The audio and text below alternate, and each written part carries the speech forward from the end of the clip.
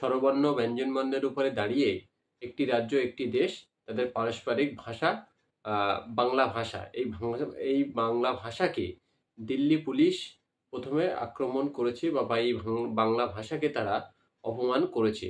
দিল্লি পুলিশের এই ভুলকে সামগ্রিকভাবে পশ্চিমবঙ্গের বিজেপির যে সমস্ত নেতা নেত্রীরা আছে তারা দিল্লি পুলিশের এই ভুলকে সঠিক প্রমাণ করার জন্য সমগ্র বাংলা বাংলা এবং বাঙালি জাতিকে তারা অপমান করেছে।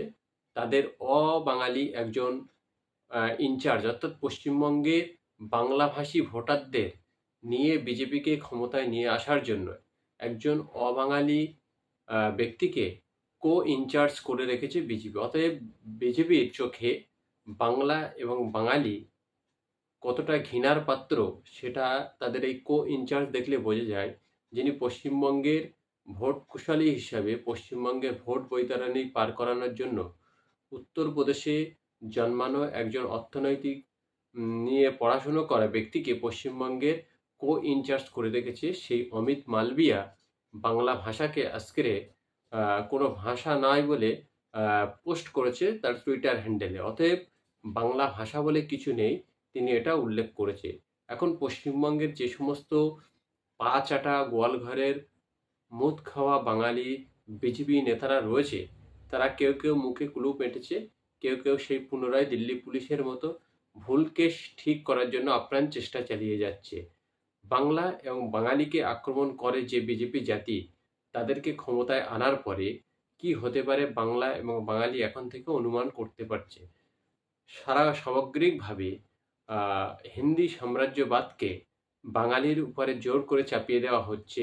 আর যে সমস্ত বাঙালিরা এটাকে হজম করে নিতে চাইছে তারা বুঝতে পারছে না রাজনীতি থেকে যাবে, রাজনীতিতে ভেদাভেদ মতপার্থক্য থেকে যাবে, কিন্তু আপনি বাঙালি হিসাবে যদি আপনার ভাষার যে মূল শিকড় সেটার উপরে যখন আঘাত আনছে তখন যদি প্রতিবাদ না করেন তাহলে অদূর ভবিষ্যতে আপনার কৃষ্টি, কালচার, সংস্কৃতি, ভাষা, মাতৃভাষা সব কিছু বিনাশ করবে হিন্দি সাম্রাজ্যবাদ। অতএব এই হিন্দি সাম্রাজ্যবাদের বিরুদ্ধে গিয়ে বাংলা ভাষার উপরে যারা অপমান করছে তাদের বিরুদ্ধে আপনার প্রতিবাদ করতে হবে। মুর্শিদ কুলি খাঁ ইতিহাস যারা পড়েছেন তারা জানবেন, বাংলার শেষ নবাব মুর্শিদ কুলি খাঁ বহিরাগত আক্রমণ থেকে বাংলাকে রক্ষা করার জন্য জীবনপাত করেছিল। এই বহিরাগত আক্রমণকারী কারা ছিল? হিন্দি সাম্রাজ্যবাদীরা ছিল। তারা বাংলাকে বারবার লুট করেছিল। শেষ সম্রাট মুর্শিদ কুলি খাঁ বারবার ওই বহিরাগতদের বিরুদ্ধে যুদ্ধ করেছিল এবং বাংলাকে রক্ষা করার জন্য আপ্রাণ চেষ্টা করেছিল। আজকের সেই মুর্শিদ কুলি খাঁর উত্তরাধিকারী হিসাবে বাংলা এবং বাঙালিকে হিন্দি সাম্রাজ্যবাদীর বিরুদ্ধে রুখে দাঁড়াতে হবে এবং বাংলা ভাষার উপরে যারা আঘাত হানছে তাদের বিরুদ্ধে জোরদার লড়াই করে বুঝিয়ে দিতে হবে বাঙালি জাতি স্বাধীনতার সময় সব থেকে বেশি রক্ত ঝরিয়েছিল, শহীদ হয়েছিল, স্বাধীনতা সংগ্রাম করেছিল।